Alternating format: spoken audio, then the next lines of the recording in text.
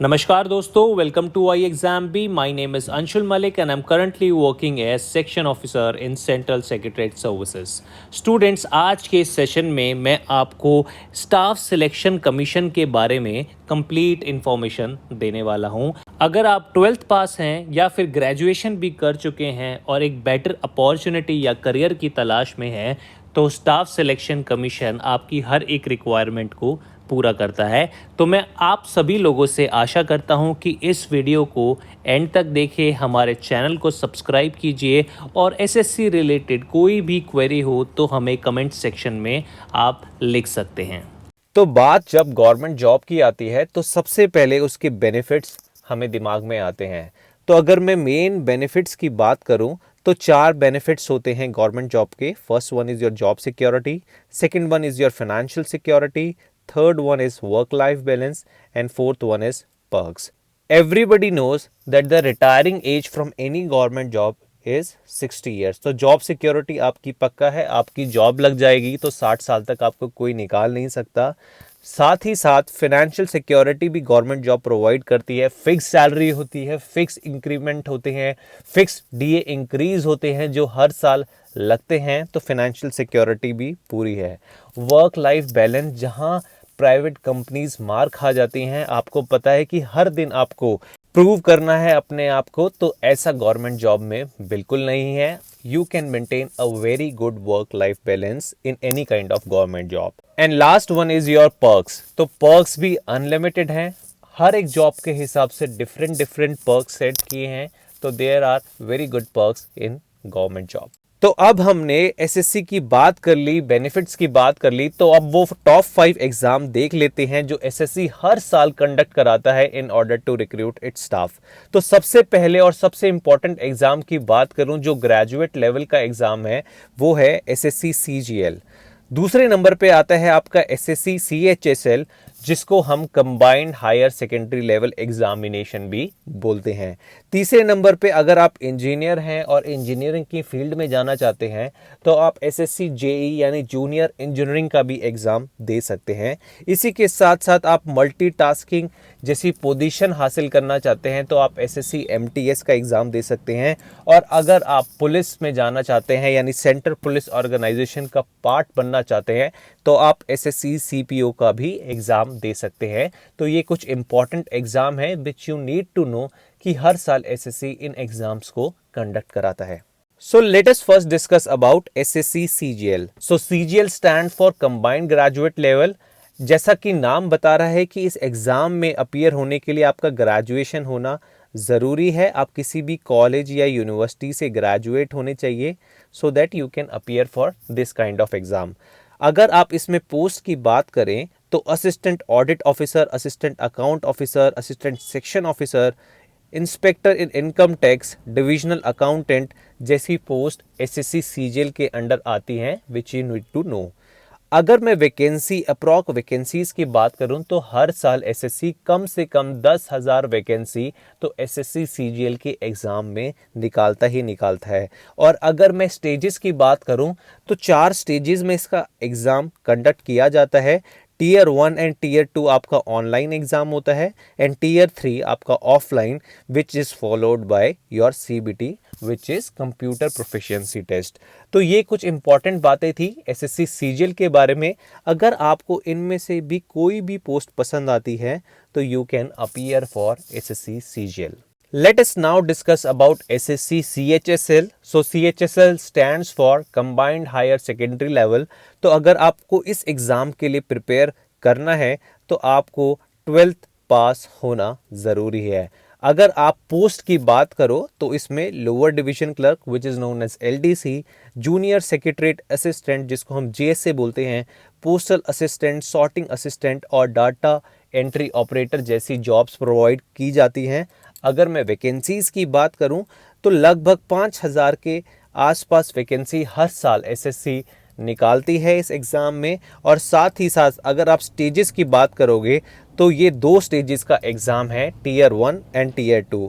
Tier 1 is your online exam and tier 2 is your offline exam. So if you are interested in such kind of a jobs, you can look for SSC CHSL. So let us now discuss about SSC JE. So JE stands for Junior Engineering.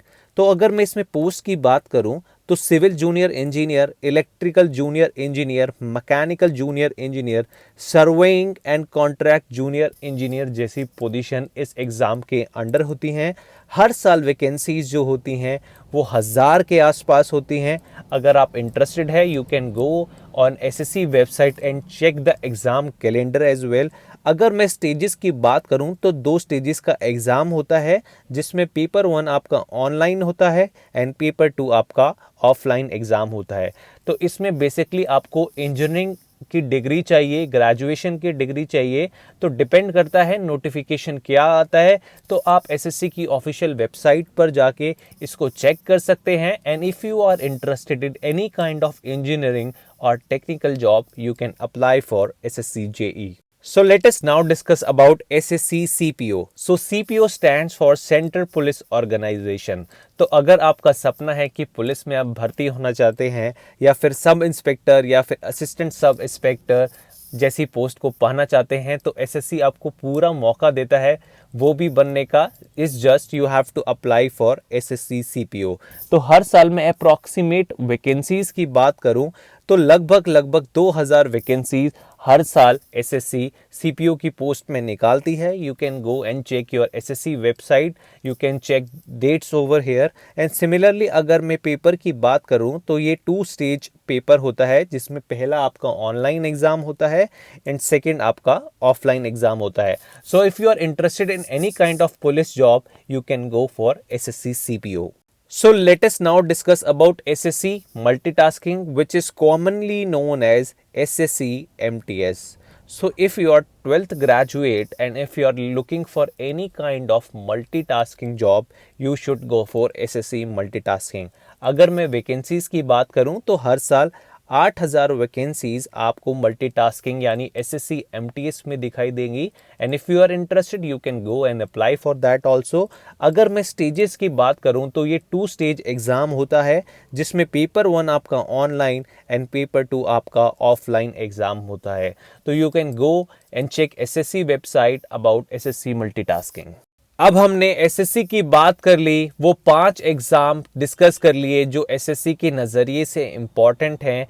तो अगर आप तैयारी करना चाहते हैं या preparation plan करना चाहते हैं तो आपको क्या करना पड़ेगा। So if you want unlock your potential you have to master these 4 subject. First one is your English language, second one is your reasoning aptitude, third one is your quantitative aptitude and fourth one is your GK and GA। इन चारों subject को master करके आप किसी भी exam में appear हो सकते हैं और अपनी एक पोजीशन को सिक्योर कर सकते हैं।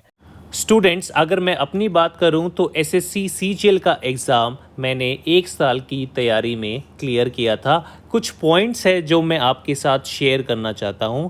पॉइंट्स ये हैं दोस्तों, जैसा कि मैं आपको पहले बता चुका हूं कि एसएससी को अगर आपको क्लियर करना है तो 4 पिलर्स आपको स्ट्रॉन्ग करने पड़ेंगे। वो पिलर्स हैं आपके इंग्लिश, रीजनिंग, जीके एंड आपका क्वांटिटेटिव एप्टीट्यूड।